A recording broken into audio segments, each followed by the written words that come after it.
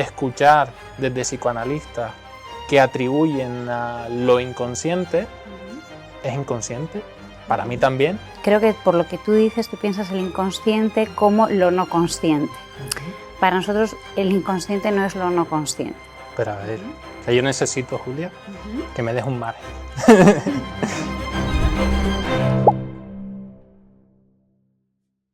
Genial, pues si queréis vamos a empezar contextualizando un poquito todo, pero vamos a hacerlo como, digamos, a la inversa, ¿no? De cómo tú entiendes el enfoque de ella y cómo tú entiendes el de él, ¿vale? Si quieres, Luis. Vale. A ver, yo me la juego, pero lo interesante es que tú pues, me corrijas todo lo que tengas que corregir, que seguro que será mucho.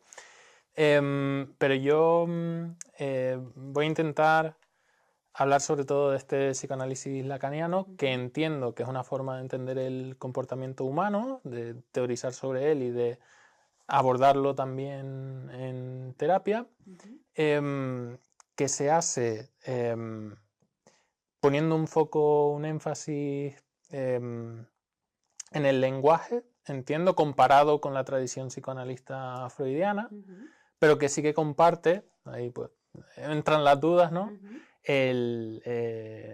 Conceptos como el inconsciente, ¿no? Pero que sí que tiene ese papel del lenguaje y que, por lo que tengo entendido, pone mayor peso en el contexto como en esa creación o cómo se construye ese inconsciente. Pero bueno, que si nos hacemos la pregunta de cómo explica la conducta, el comportamiento de las personas, pone el centro en ese inconsciente. Y aquí es donde ya pues todas las dudas se me amontonan de si realmente, porque claro, yo al intentar documentarme un poco mejor para este debate, pues encontraba posiciones que consideraban que no era ciencia sino filosofía, arte, no filosofía sino arte, terapia, no terapia. Entonces, pues ahí yo vengo a que tú me digas, por lo menos para ti, cuál es tu posición. Y bueno, creo que solo me falta decir que, por supuesto, al ser psicoanálisis lacaniano, pues que viene de desarrollos de parte de Lacan. Vale. Sí que yo efectivamente hablaré desde el psicoanálisis lacaniano. Esto lo quiero dejar también claro desde el principio, que no, digamos, no me hago cargo de hablar por otras corrientes, que hay muchas. Bueno, yo la idea que tengo más o menos del análisis funcional de la conducta, que también he de decir que me ha como sorprendido para bien, cuando a diferencia de lo que estudié en la carrera, creo que ha evolucionado bastante la cosa, entonces ha sido una grata sorpresa en ese sentido. Lo que yo he entendido es que vosotros pensáis que la conducta se rige por las personas van a intentar dirigir su conducta buscando el bienestar y la adaptación, digamos, al medio, ¿no? Como que eso es lo que prima. Entonces, las personas van a tener una serie de conductas que consideréis si son funcionales o no, según el contexto en el que se den, y cuando consideréis que una conducta ha dejado de ser funcional, la persona la ha desarrollado por aprendizajes de su vida, de reforzamientos, de castigo, de todas estas contingencias que creo que llamáis. Pues si ubicáis que una conducta ha dejado de ser funcional para esa persona, lo que vais a tratar es de reeducar esa conducta, ya sea a través de las contingencias, digamos, previas, ¿no? Lo que provoca los disparadores de esa conducta, si se pueden regular o cambiar, pues hacerlo. También cambiar las consecuencias, que eso es algo que hacéis más en el propio tratamiento de la terapia, ¿no? Donde intentáis, digamos, suministrar reforzadores a aquello que queréis que aumente o cambie en una dirección determinada, suministrar también, digamos, castigos cuando queréis suprimir una conducta, ¿no? Y también mostrar diferentes formas de tener una conducta, digamos, que tenga la misma finalidad, pero que la lleve a cabo de otra manera, como un poco las tres maneras de conducir un cambio comportamental.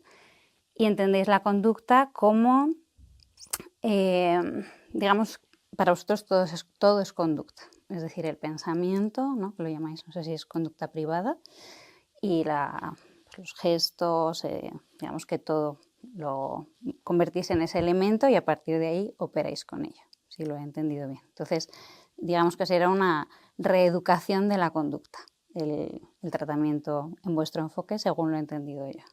Vale, pues ahora si queréis, tú, Luis, dinos en qué cosas a lo mejor ha acertado, qué cosas tú discrepas, ¿no? Con respecto a lo que es el análisis funcional, y luego ella con respecto al psicoanálisis lacaniano, según lo que tú has dicho. Te interrumpo un segundo para recordarte que si buscas ayuda psicológica online a nivel internacional, vivas donde vivas, puedes contar con nuestros servicios. Y todo ello sin descuidar el trato cercano y humano, con el objetivo de generar un espacio seguro en el que iniciar ese gran cambio que puedes estar buscando. Puedes agendar cita a través de nuestra web www.engranapsicología.es o consultar más información por WhatsApp escribiendo al +34 664 24 1938. Allí te esperamos. Vale. Pues creo que, bueno, en general es una definición que para alguien que no conoce el ámbito es bastante cercana y hay una, no sé, algo que yo agradezco, por lo menos, que bueno, por supuesto no es que me sorprenda ni mucho menos, pero que agradezco, que es una definición de buena fe, ¿no? Es decir, no con ciertos mitos, ¿no? Y tal, sino de buena fe, intentando comprenderla en su máxima posibilidad, ¿no? De cómo se pueda entender. Entonces eso lo agradezco. Sí que hay algunas cosas que, bueno, pues se pueden matizar. Claro, me ha apuntado varias cosas, no sé hasta qué punto meterme en esto, porque son berenjenales enormes, ¿vale? De definiciones. A eso hemos venido. Pero sí, efectivamente. Entonces, bueno, tema búsqueda del bienestar, adaptación, y sobre todo yo creo que esa parte de que es una conducta funcional o adaptativa, sí que habría que aclarar que para nosotros toda conducta que emite un organismo, un humano en este caso, que nos centramos en las personas ahora mismo, es adaptativa. Es adaptativa porque es la solución que encuentra esa persona para adaptarse a su medio. Eso no quiere decir que luego eso no tenga otras consecuencias para esa misma persona que puedan ser desagradables, limitantes en su libertad, limitantes en cuanto a su consecución de objetivos, etcétera, ¿no? Pero porque es un concepto de adaptación que es de adaptación al medio muy similar, para que se me entienda, a el concepto de adaptación de las especies en una selección natural, ¿no? Esto es un recurso que solemos usar mucho como metáfora, paralelismo, de cómo se entiende la adaptación del comportamiento del organismo al medio, ¿no? Entonces, como mismo hay pues una variabilidad genética y una serie de genes que se van seleccionando porque pues, los organismos, los sujetos que sobreviven y que se reproducen, pues esos genes pasan a la siguiente generación de alguna forma, y eso por el medio, ¿no? Por lo que permite el medio, las conductas se seleccionan, se adaptan, el organismo se adapta con conductas que, pues unas se van desechando porque no te sirven, no consiguen esa interacción efectiva con el medio, y las que sí lo consiguen perviven. Es decir, esas son reforzadas, que entra el concepto de reforzamiento, ¿no? Y lo que hace ese reforzamiento es que esa conducta, pues como me ha servido para adaptarme al medio, eso se hace más probable en un futuro en las condiciones en las que se ha dado, ¿no? En condiciones similares o iguales a las que se ha dado en esta ocasión.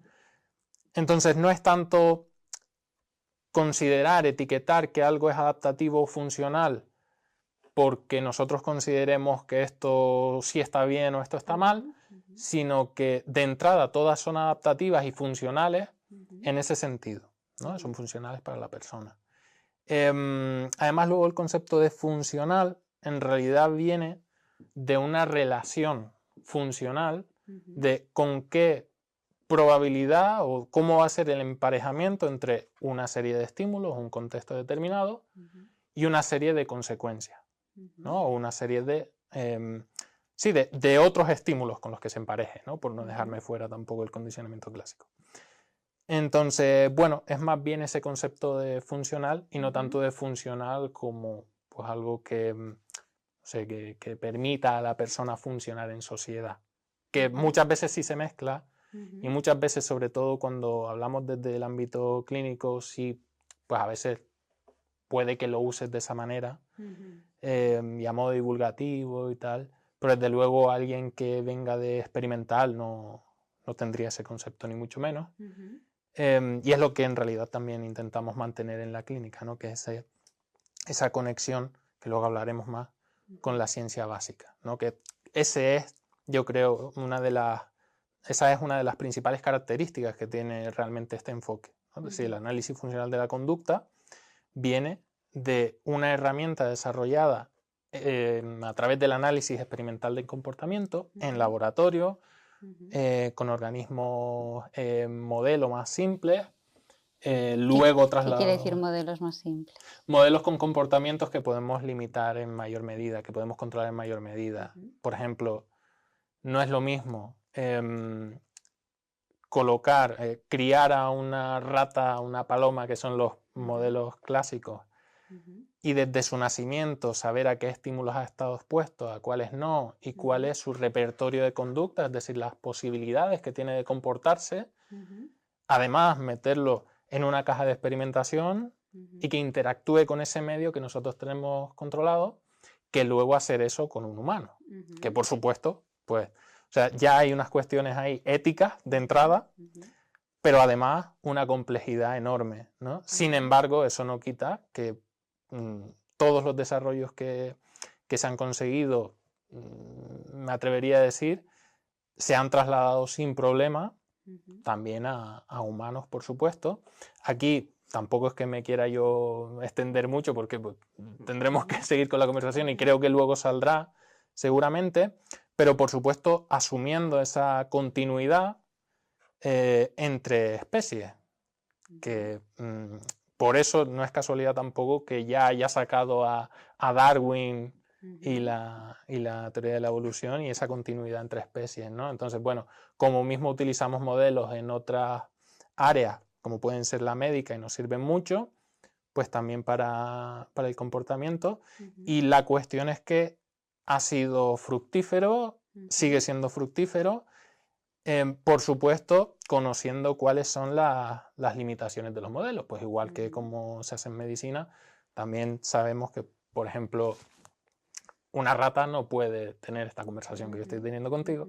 Entonces toda esa investigación en conducta verbal vino posteriormente, pero ha llegado y está ahí desde los años 70, sobre todo finales de los 70, principios de los 80, toda esa parte más desarrollada y experimental, y trasladada luego en lo que son las terapias de tercera generación, que también comparten, y esa es otra puntualización que creo que está bien hacer, el análisis funcional de la conducta como enfoque, o sea, para nosotros, para mí, por ejemplo, es mi enfoque, pero en terapia de conducta, terapia cognitivo-conductual y terapias contextuales también está en mayor o menor medida.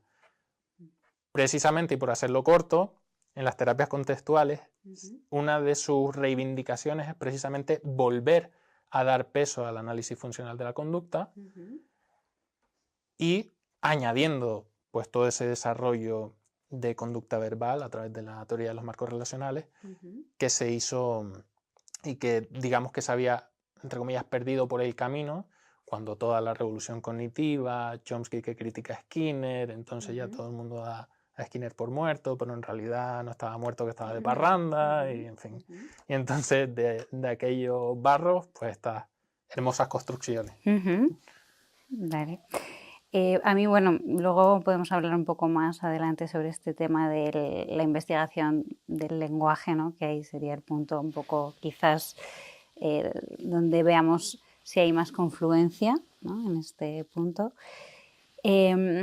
No sé si responderte primero a lo que has comentado o responder a la cuestión del psicoanálisis. Si quieres explicar primero qué es el psicoanálisis lacaniano realmente, vale. luego puedes ir sacando. Vale, perfecto. Bueno, De lo que has dicho, que digamos así un poco escueto como para poderte añadir puntualizaciones, pues efectivamente el psicoanálisis lacaniano primero viene de Freud, es decir, es Freud el que descubre, digamos, el funcionamiento de lo inconsciente en la persona, pero Lacan hace luego un cambio bastante importante con lo que es la lectura o el entendimiento de lo que significa el inconsciente, ¿no? Entonces, para Freud es algo más, digamos, de las pulsiones, más pensado como por capas, aunque él mismo en sus desarrollos nos va llevando hacia un enfoque más de relacionar el inconsciente con el lenguaje, pero es verdad que lo hizo de una manera en la que, digamos, que ni él mismo se dio cuenta que estaba vinculándolo con el lenguaje. Luego podemos entrar en eso, pero lo dejó sobre la mesa sin darse cuenta, podríamos decir. Y Lacan fue el que se dio cuenta de esto que él ya empezaba a señalar y entonces tomó un inconsciente que decía está estructurado como un lenguaje. Entonces, para nosotros, efectivamente, el lenguaje, el inconsciente está en el centro del psicoanálisis lacaniano. Yo lo diría de alguna manera como que para nosotros el punto es que el psicoanálisis trata de lenguaje y de amor. Esos son como los dos puntos del psicoanálisis lacanianos, que no estudia tanto la conducta del ser humano como tal, sino que nosotros estudiamos la subjetividad, porque una conducta no es suficiente para nosotros para entender cómo se siente una persona. Vemos que hay personas que hacen vida relativamente normal y a las 2 semanas se suicidan. Entonces, qué hace o deja de hacer una persona no es reflejo de la subjetividad que arrastra, ¿no? Entonces, nosotros consideramos que se puede saber más de cómo se encuentra esa persona a través de la palabra, de escucharlo, y ahí es donde en esa escucha pues vamos a ir rastreando el inconsciente, digamos. Que voy a puntualizar, a lo mejor digo el inconsciente, pero para mí es lo inconsciente, ¿vale? Porque lo hablaremos, pero lo inconsciente no es una cosa. Que en algún podcast que os he escuchado, en algunos debates, preguntabais si está en el cerebro. O sea, no es localizable el inconsciente, igual que no es localizable la consciencia. No podemos decir, está aquí, que podamos ver que hay un correlato neurológico en determinadas actividades, no sé qué, no significa que se pueda ubicar y esta parte del cerebro es lo inconsciente. No es así, es un constructo teórico pensado para trabajar después en una praxis, porque el psicoanálisis decías que es una filosofía o un arte. El psicoanálisis es una disciplina pragmática, es decir, no busca teorizar y hacer unos desarrollos muy interesantes, busca solucionar el padecimiento subjetivo de la persona y esa es la finalidad. Que tenga más o menos florituras es otra cosa, pero si un psicoanálisis no cura, para mí no tiene ningún sentido ni razón de ser. Entonces ahí sí sería una filosofía. Pero creo que el psicoanálisis lacaniano, todo lo que piensa, toda la teoría que articula es para ir en la dirección de la cura del tratamiento de un paciente. Vale, para mí hay una cosa importante, que es qué es conducta. Eso es una cosa fundamental. Porque tal como lo has planteado, has hecho una contraposición entre la conducta y la subjetividad, ¿verdad? Entonces, creo que lo mejor para desencallarme yo es entender a qué te refieres por subjetividad.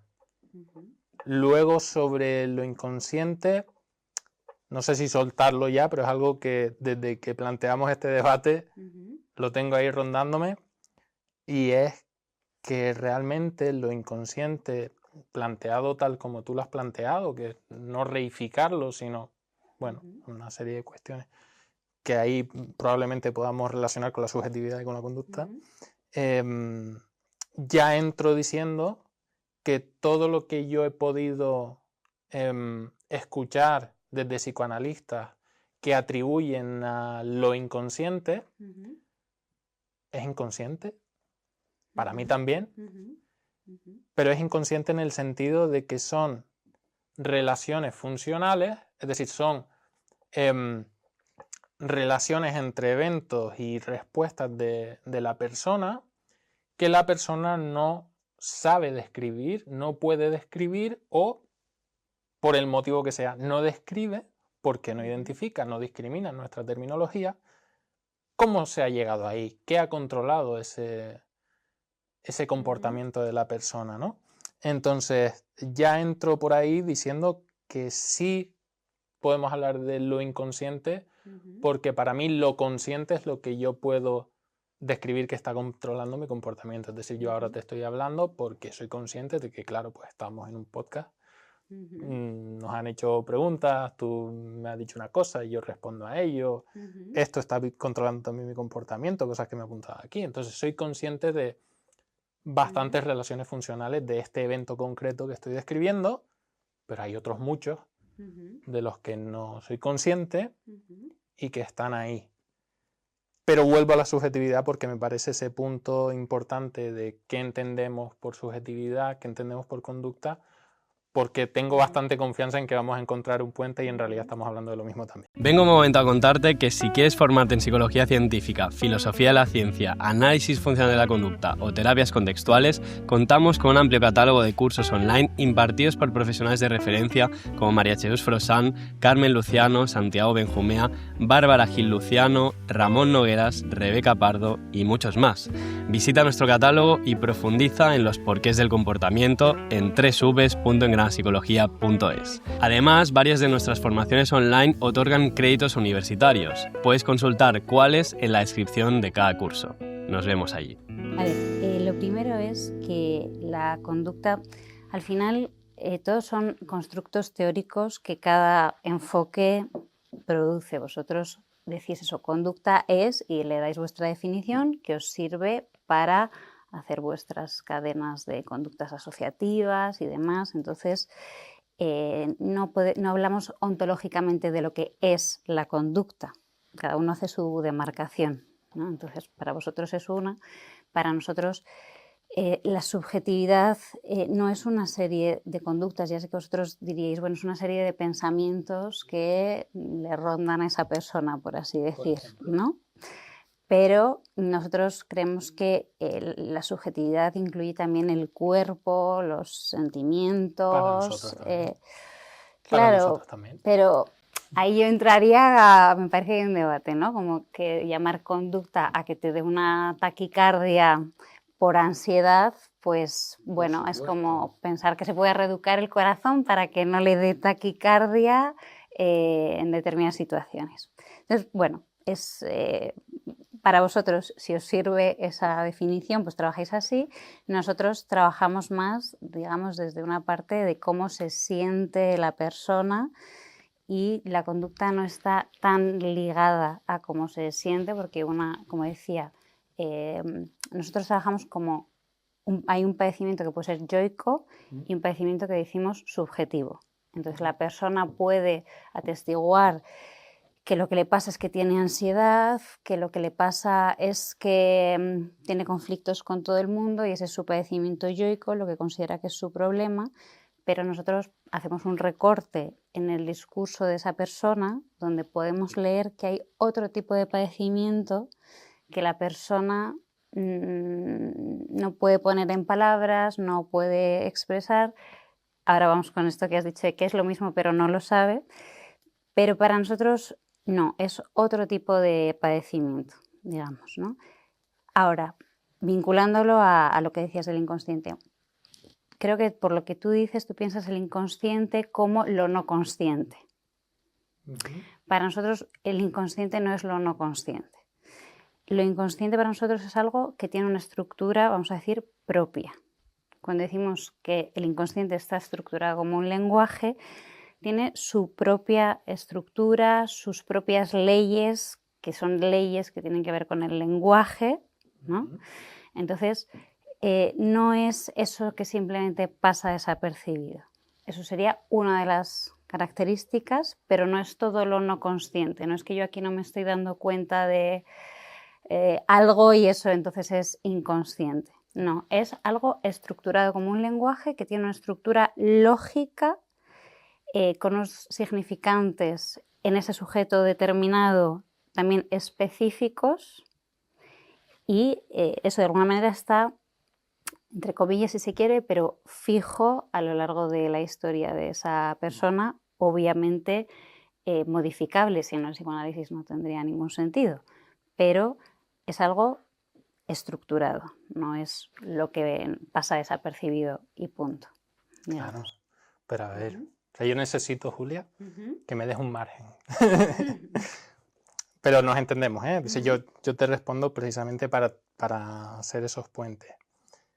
Por supuesto, lo inconsciente para mí tampoco es lo que pasa desapercibido simplemente, sino lo que no sé que ha controlado mi comportamiento. No es lo mismo, es decir, en el sentido de que no me refiero a lo que ahora yo no soy consciente, sino lo que a lo largo de mi vida me ha llevado a comportarme de esta manera. Y la mayoría de cosas que nosotros hacemos, pensamos, sentimos, y ahí, pues es que ahora hablaré también de la corporalidad, ¿no? Todo eso tiene una historia de aprendizaje que es, por supuesto, incognoscible en cuanto a que no puedes recorrer toda tu historia punto por punto de cómo ha sido tu vida y cómo eso, utilizando tus términos, ha estructurado tu, pues no sé, si en tu terminología sería lo inconsciente, o esas cosas que afectan a cómo te comportas, porque ahí sí vuelvo al principio, sí estamos de acuerdo en que trata de cosas que hacen las personas, porque has puesto el ejemplo, ¿no?, de una persona que todo está aparentemente bien en su comportamiento y a las 2 semanas se suicida, pero ese comportamiento y todo lo que había en esa subjetividad de la persona, para nosotros, y ahí es donde te pido ese otro margen, también es comportamiento. Otra cosa es que sea fácil abordar aquí por qué eso es comportamiento, realmente hasta dónde llega el comportamiento. Entonces realmente no sé, voy a intentar abordarlo de la manera más extrema, ¿vale? Pero que se entienda que de ahí para atrás, que es los principios de aprendizaje en los que nos basamos los analistas de conducta, hemos visto aplicaciones, por ejemplo, en condicionamiento de respuestas inmunitarias, ¿vale? Entonces, lo digo por poner un ejemplo de cómo sí que hay respuestas, incluso hasta ese nivel, que obedecen a estos principios de aprendizaje. Pero, por supuesto, hay limitaciones. Es decir, el control estimular que yo puedo ejercer sobre mi taquicardia, por ejemplo, es limitado. Y, por supuesto, si hacemos ahora ejercicios vasovagales y si hacemos ejercicios de respiración, etc., sí podríamos modificarlo. Y si yo te expongo a un estímulo X que te he emparejado con otra cosa que es incondicionada, por ejemplo, te provoca una respuesta de sobresalto, también podríamos conseguir que ante ese estímulo que antes era neutro, tú respondieras con una taquicardia. Quiero decir, eso es factible. Pero yo creo que cuando se habla de subjetividad, cuando tú hablas de esas emociones, ese sentimiento, ese sentir, ese percibir que tiene la persona en esa introspección que podemos decir que puede estar haciendo, eso ya no es que sea pues una taquicardia, pero también son cosas abordables por un analista de conducta. Voy a intentar ser breve, que es que yo me alargo, pero una de las primeras aplicaciones, uno de los primeros desarrollos del análisis de conducta es precisamente el abordaje del condicionamiento y la extinción de respuestas de ansiedad, por ejemplo, y eso es sentir, eso es algo que siente la persona, pero además también estoy muy de acuerdo contigo con que si tú vienes y me dices que tienes ansiedad, que tienes un ataque de pánico, y yo me quedo ahí, y yo pues intento quitarte esa ansiedad, quitarte esa respuesta, sin atender a qué piensas, qué sientes, cómo te desarrollas con tu entorno, cuál es tu historia, cómo ha sido tu vida, pues probablemente consiga muy poco, ¿no? Entonces, por eso pido esos márgenes de, oye, que sí, que de verdad, con lo inconsciente lo mismo. Es decir,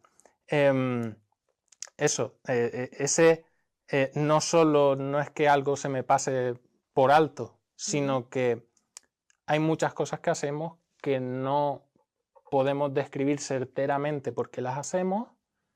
Eso no quiere decir que no tengan una explicación funcional o que no se haya desarrollado de manera funcional, y que si recorremos ciertos caminos pudiéramos ir desentrañándolo. Pero que nosotros no abordamos solo, oye, que vienes y me dices que tienes ataques de pánico y lo abordamos, sino que podemos abordar tranquilamente, ¿qué te digo? Alguien que está preocupado por el sentido de su existencia, ¿no? Y podemos intentar entender eso y ver por qué, cómo ha llegado hasta ahí, cómo le afecta, etcétera, desde unos términos de análisis de conducta. Y no sé si lanzarte un órdago, porque también tengo otra cosa ahí preparada, pero es que es mucho, entonces quiero darte tiempo. Sí, que además no he podido responder a lo que habías comentado tú. Este fragmento forma parte de un episodio mucho más extenso de nuestro podcast, en el que Julia Silveira y Luis Vega mantienen un debate profundo entre el psicoanálisis lacaniano y el análisis de la conducta. Si quieres ver la conversación completa, puedes encontrarla en nuestro canal de YouTube. Además, te recordamos que en Engrama Psicología somos un proyecto especializado en terapia psicológica online y presencial basada en el análisis funcional de la conducta. También ofrecemos formación especializada para profesionales y un máster completo diseñado para que puedas formarte de manera rigurosa y exhaustiva en este enfoque, desde los fundamentos científicos hasta el nivel clínico y práctico más avanzado. Puedes encontrar toda la información en nuestra web www.engramapsicología.es.